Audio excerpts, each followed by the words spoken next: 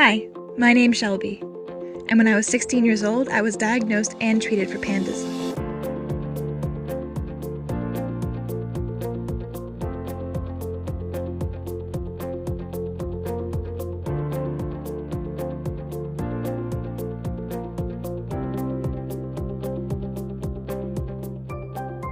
October 9th is National Pandas Awareness Day, and to start off, I'd like to introduce one of the greatest success stories I'd ever met. Her name is Sadie. She is 21 years old, and she attends WPI. This is her story. Before I got sick when I was younger, I was a completely normal kid. I played with all the other kids, I went to kindergarten, I was really outgoing, and then once I got sick, I went to bed a normal kid, and I woke up a completely different kid who had all of these anxiety problems and separation problems. And my separation anxiety was so bad that my parents couldn't leave me alone. I couldn't even go to the bathroom by myself. My parents had to pull me out of school when I was in kindergarten. I had these weird tics that I would do with my hands and my face. For instance, I would lick things. I would lick my hand and then touch things and ask if that was okay. I also had really bad speech repetitions, so it almost presented like Tourette's. And the doctors got to a point where they couldn't figure out what was wrong with me, so they decided that maybe my parents were saying all of these things and making it all up. So it was really hard on my parents when I was younger. As for me, I was younger, so I don't remember a lot of it, but I do remember bits and pieces where I would have to go to different doctors' offices, and doctors, would try to play with me, and also ask me a lot of the times how I was feeling. And I guess when I was little, I was kind of like, I don't really know how I'm feeling. I feel like myself, and to me, the pandas, I guess, just seemed normal. The anxiety seemed normal because it was always there. I also had a lot of strep tests done. I had them done every week at home, and then I would send them in, or I'd go to a doctor and I had a lot of blood tests done. So to me, it was just normal to have throat cultures done all the time. So it took a really long time for me to get diagnosed. I was officially diagnosed at age 5. Before that, it had been a diagnosis of possibly a tumor, possibly trouble at home. But with my parents' help and really pushing doctors to think outside the box, I finally got that diagnosis, and it was pandas. When I was in my teens, I still had a lot more tics. I was picking at my skin. I had some verbal cues that if something was said, I'd have to say it again. And then as I grew older, through treatment, they had gotten better. They'd gotten manageable. When I was a teenager, I had already established contact with a great therapist. And so I'd worked with her my whole life, which was really beneficial. But it was really hard to find the right balance of dealing with, do I get medication for certain things? Do I try just dealing with treatment for certain things? Do I try a radical IVIG treatment for something? And really what it boiled down to was I really tried the philosophy of working on myself and working on ways that I could physically control myself and come up with different ways that I could separate my anxiety from my everyday life. And when that didn't work, I did take some medications to supplement that, especially with my ADD. And it's really been the most beneficial to me because I don't have to rely on medications. It makes you feel more empowered to know that you can control some of these things. But over the years, I've really gone to therapy and worked on ways to control my anxiety and to control these tics. So now in college, I present like I don't have any tics. I have a very subtle one that I do. I rub my eyes, and that happens when I get nervous or if I'm really stressed out. But I'm able to talk to my therapist. She actually lives in Worcester, which is great. So I'm able to talk to her whenever I'm really having a hard time or I'm having a flare. And I'm able to talk to friends about it, which has helped a lot. I could never have imagined myself at college where I am now living on my own when I was younger. I really thought when I was younger that this was a really rare disease and I was the only one in the whole world who had it. And everybody said, oh, well, this must just be because of your disease. And I would get really random things that would pop up. For instance, in high school, I would get really bad cold sores that would pop up every single week, which would cause me to get really bad flares. And I would go to the doctor and they would say, I don't know what's wrong with you. Take this medication. It's probably your pandas. So I never really thought that I was going to get better or live a normal life or be able to be on my own. But I'm really blessed that I've had the treatment that I've had, and I've had a very supportive family who lets me know that I am stronger than I think I am.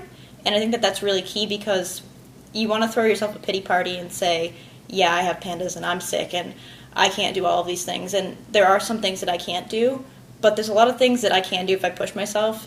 and really work hard on them. And I think that going to therapy and really putting myself out there, and for example, putting myself out there in a sorority, I never thought that I would be able to do that. But by putting myself in a group of people and being okay with who I am and knowing that I have certain things that I can control about myself really made all the difference and made me realize I can do anything that I want with my life.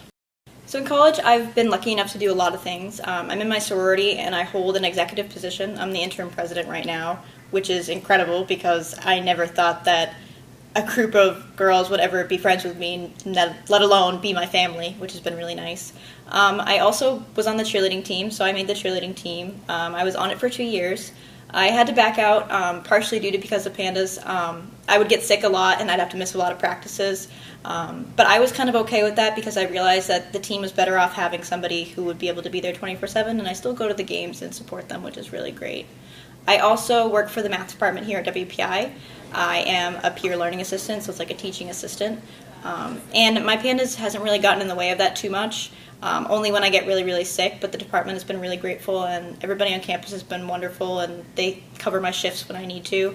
And it's been really nice to work with other students, and some of them have come up to me, and shared their stories about maybe they have trouble learning and they need extra help in a certain way, and it's really made me be able to give back to people, and I've really loved that about my job. Pandas is definitely a group effort. It's really hard to go through it alone, and it sucks when people don't believe you and believe that you have a problem, but I think that Pandas is definitely something that you can deal with and you can get through and move on with your life. It just takes a lot of work, and I know that when you're a kid or even a teenager or even an adult, when you're dealing with all of the things that life throws at you and you have to focus on yourself and working hard on making sure that you're taking care of yourself, it's really hard, but I think that it is really beneficial to take that time and figure out what works best for you and take time for yourself and make sure that you're okay as a person. And as far as Pandas goes, it is very undertreated, and I wish that more people were correctly diagnosed. But for those of you out there, there are some people who have it, and I never thought that anybody else had it. So if you're watching this, I have it too. And it's really nice to be able to talk to people and to see other people go further in their life and realize that you can overcome it. And even if you have a really bad day and you feel like this is the end and that you're never going to be able to do anything ever again, you're able to see those people and say, you know what, no, they made it through their really bad days, so I can too. I learned about this documentary from one of my friends who actually has pandas. We met through Facebook group for people with pandas, and it was really cool because I didn't realize that someone who lived a couple towns over from me had the same exact really rare disease. So that was really interesting, and her and I met one time on her campus, and it was really, really nice to have somebody else to talk to about situations like that. So I heard about the documentary that she was doing, and I really wanted to be a part of it because I wanted to get my face out there and really let everybody know that I'm a very approachable person, and I hope that this video reaches other people with pandas or parents who have kids of pandas and say, I don't know who to talk to and I don't know who to turn to, and at least know that they have one person that they can talk to and reach out to me if they need to, and they at least have one person who's to let them know that they're not alone and that they're not crazy. So hopefully in the future I can do a lot more work with pandas. At my college, I decided to do National Pandas Awareness Day in October. And some of my sorority sisters really helped me with that. They made really cute shirts that said National Pandas Awareness Day, and they wore them around campus. And a lot of people shared my story about my diagnosis and my childhood and how I've really been able to deal with it and come to college. And so I really hope that National Pandas Awareness Day really gets a move on and becomes a national thing, as well as just trying to help local families here and there as much as I can. I raised over $1,000 for the Pandas Network, which was really cool that I met my goal. Everyone was really supportive, and everybody attached little notes to their contributions online, and it was really, really sweet to get a lot of notes saying that people were really proud of me for what I was doing. And I also got notes from some of my friends' parents who I've never met, and they were saying that how blessed they were to have kids who were healthy and how they would never wish this upon anybody, and the fact that I was doing something about it at such a young age was really impactful to them. So I really hope to continue doing that in the future, and I really hope that people realize that something can be done about it, and even just a little contribution of $1,000 really helps the network and helps the foundation.